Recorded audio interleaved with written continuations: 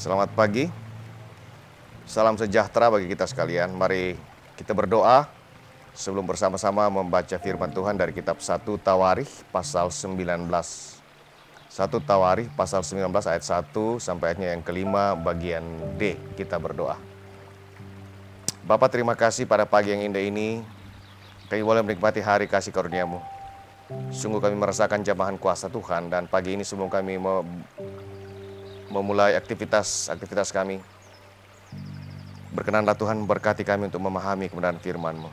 Biarlah lewat tuntunan kuasa Roh Kudus kami semua diberkati oleh firman Tuhan pada pagi yang ini. Secara khusus terberkatilah bibir mulut hamba-Mu dalam menyampaikan firman Tuhan ini. Kami mohon dalam kasih Yesus Kristus Tuhan dan Juru Selamat. Amin. Saudara-saudara, kita baca firman Tuhan 1 Tawarikh pasal 19 ayat 1 sampai 5 bagian D. 1 Tawarikh pasal 19. Daud berperang melawan Bani Amon dan orang Aram. Sesudah itu matilah Naas, raja Bani Amon, lalu anaknya menjadi raja menggantikan dia.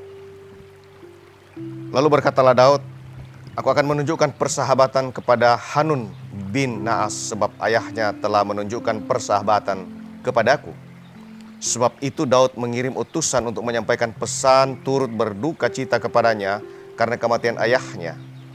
Tetapi ketika pegawai Daud sampai ke negeri Bani Amon itu kepada Hanun untuk menyampaikan pesan turut berduka cita kepadanya, berkatalah pemuka-pemuka Bani Amon itu kepada Hanun, "Apakah menurut anggapanmu Daud hendak menghormati ayahmu karena ia telah mengutus kepadamu orang-orang yang menyampaikan pesan turut berduka cita?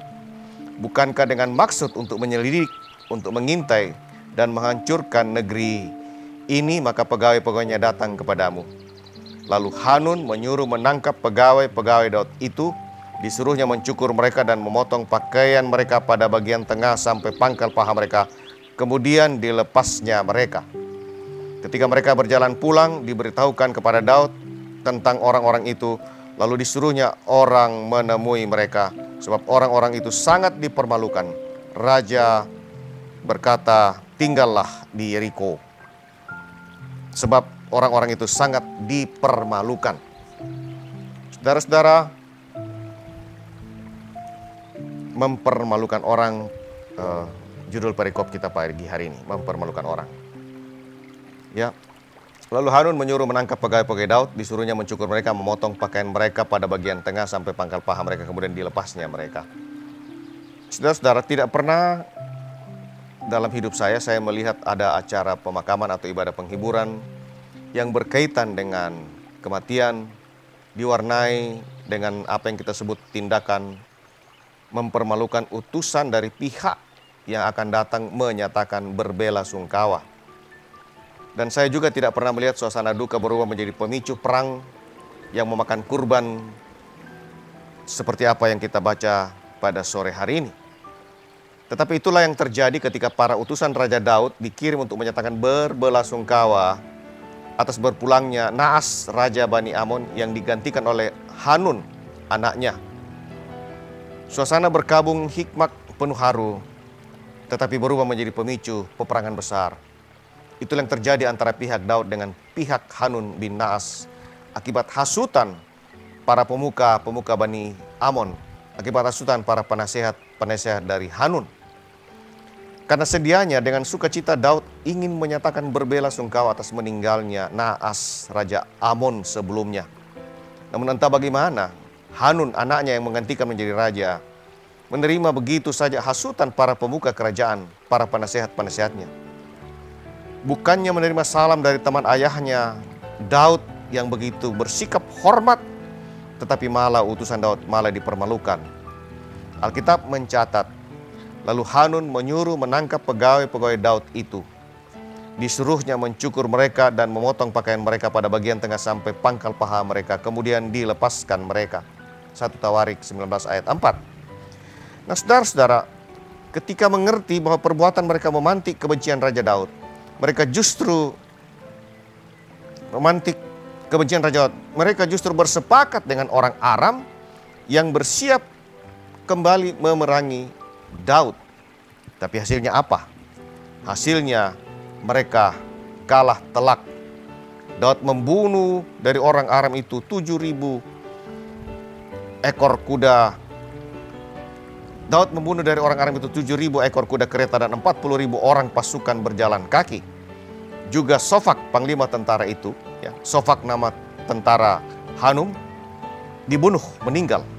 Nah, saudara-saudara, seandainya Hanun tidak menerima hasutan para pemuka kerajaannya, para pemuka di Amon, di Aram, tentu peperangan tidak akan terjadi.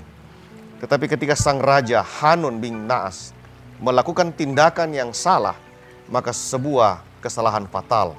Dan apa yang terjadi? Kita bisa baca di dalam beberapa ayat di dalam 1 Tawarik 19 itu.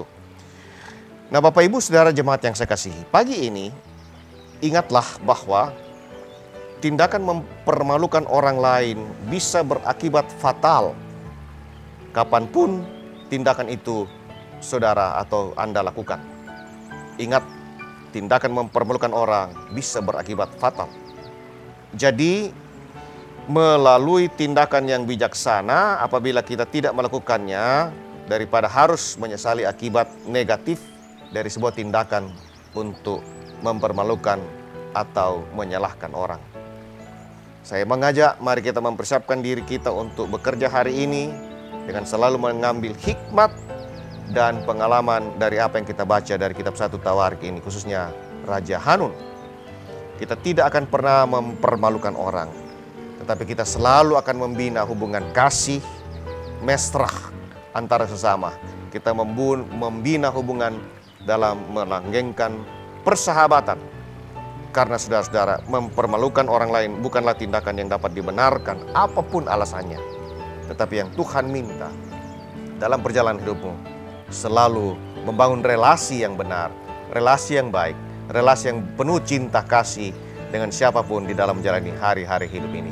Saudara-saudara, marilah kita terus menebar kasih, marilah kita terus menebar sukacita di dalam kehidupan ini. Kita demikian firman Tuhan, mari kita berdoa. Terima kasih Bapa atas firman-Mu, mengajak kami jangan pernah mempermalukan orang. Tetapi ajarlah kami Tuhan untuk senantiasa diberkati untuk membina relasi-relasi dengan penuh kuasa-Mu, dengan penuh kebenaran. Terberkatilah kami sebagai anak-anak-Mu, untuk dimampukan memberkati sesama kami, untuk dimampukan menyatakan kuasa kasih Tuhan di tengah-tengah hidup ini.